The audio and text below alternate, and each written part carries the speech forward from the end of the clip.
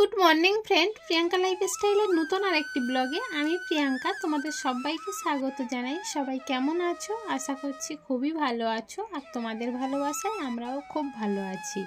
এখন ঘড়ির কাঁটা বলছে 6টা বেজে 30 মিনিট, আর আজকের এখন থেকে ব্লগটা শুরু করছি। আজকে তৃষ্ণাকে নিয়ে স্কুলে যাচ্ছিলাম, কিন্তু সে আর যাওয়া হলো না। বৃষ্টি এসে গেল বলে তৃষ্ণার বাবা নিয়ে গেল, আর আমি ওই জন্য কাজ সারতে লেগে গিয়েছি। তবে বাসি কাজ এখনও কিছু সারা হয়ে ওঠেনি। কোনো রকমই বাসি উঠানটা ঝাড় দিয়ে আর চলে যাচ্ছিলাম তৃষ্ণাকে নিয়ে। কিন্তু এখন যখন ড্রেসটা ছেড়ে ফেলেছিলাম, ভাবলাম যে ফুলগুলো আগে তুলে নিই, তারপরে অন্য কাজ পরে করব। সেই জন্য আগে ফুল তুলে এসে ঘরের বিছানা তুলে গুছিয়ে রেখে আমার এই যে ছোট্ট শোকেস আলনাটা একটু গুছিয়ে পরিষ্কার করে নিচ্ছি। আর এই আলনার গায়ে দেখছো জামা কাপড়গুলো একটা কাপড় দিয়ে ভাঁজ করে ঢেকে রেখেছি। তার কারণ হলো প্রচণ্ড পরিমাণে ধুলো ওড়ে, তো ওই জন্য আর এটা খুলে রাখিনি। যত জামা কাপড় সব ভাঁজ করে রাখি, আর উপরে একটা শাড়ি ভালো করে ঢেকে রেখে দিই।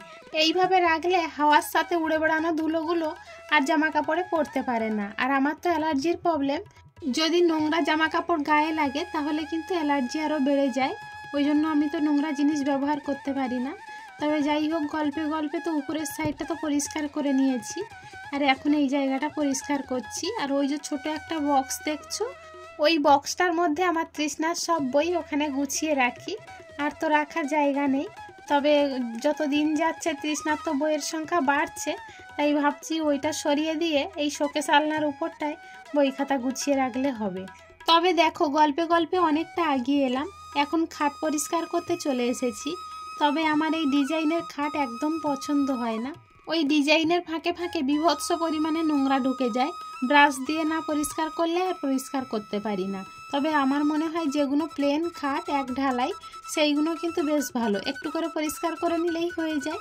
আর এটা পরিষ্কার করতে গেলে অনেকটা সময়ও লাগে, আর ব্রাশ দিয়ে না পরিষ্কার করলে ধুলোগুলো বেরই করতে পারি না। তবে যাই হোক, এখন তো সব কেনাই হয়ে গিয়েছে, ব্যবহারও অনেক দিন হয়ে গিয়েছে, এখন আর বলে কি হবে বলো। আগে কিন্তু এই সবগুলো জানতাম না, এখন যে জিনিস ব্যবহার করছি সেই জিনিসের মর্মটা বুঝতে পারছি। তবে চলো, কয়েকদিন হলো তো আমি গ্যাসে রান্না করছিলাম, আজকের আবার কাঠের উনুনে রান্না করছি। তবে এই ঝিরিঝিরি বৃষ্টি পড়া যেখান থেকেই শুরু হয়েছে, তৃষ্ণা সেখান থেকেই বলতে শুরু করেছে, মা ঠান্ডা ওয়েদার পড়েছে, মাংস এনে দাও। আর ওর বাবাকে বলেছিলাম, কিন্তু ওর বাবার তেমন সময় হচ্ছিল না বলে আর আনতে পারেনি। তবে আজকের যখন হাতে একটু সময় পেয়েছে, তখন মাংসটা এনে দিল। আর আমি সেই জন্যই কাঠের উনুনে রান্নাটা বসিয়েছি। তবে তবে সকালে যখন রান্না বসাই তখন কিন্তু মাঝারি ধরনের বৃষ্টি হচ্ছিল। ইচ্ছাকৃত আবার এখানেই রান্না বসিয়েছি, যেহেতু মাংস করতে হবে। কিন্তু ধীরে ধীরে দেখলাম আকাশটা একটু পরিষ্কার হয়েছে, কিন্তু রৌদ্রও ওঠেনি, খুব মেঘলাও নেই। আর ওয়েদারটা তো এখন গরমই নেই, একটু ঠান্ডা ঠান্ডা ওয়েদার। সত্যি সবাই এই দাবদাহের হাত থেকে বেঁচেছে।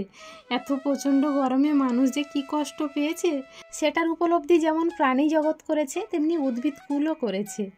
তবে তৃষ্ণার বাবা দুপুরে বাজার থেকে কুমড়ো আর লাল শাকের ডাঁটা এনেছিল, সেইগুলো তো আর গুছানো হয়নি। এখন সন্ধ্যা 7টা বাজে, তৃষ্ণাকে পড়াতে বসিয়ে তাই এগুলো গুছাতে এসেছি। আর এখন দেখছি আগের কয়েকটা ঝিঙে ছিল বাড়িতে, সেগুলো যে ভিতরে কবে নষ্ট হয়ে গিয়েছে তা তো জানি না, কিন্তু এখন দেখছি যে ঝুড়ি থেকে টপ টপ করে রস নিচে পড়ছে। তখন হাতে করে নিয়ে দেখলাম যে পচে গিয়েছে, ভিতরে পোকাও হয়ে গিয়েছে, তাই ফেলে দিলাম। আর এই লাল শাকের ডাঁটাগুলোর পাতা সব ঝরিয়ে ফেলেই বালতির মধ্যে রেখে দিচ্ছি।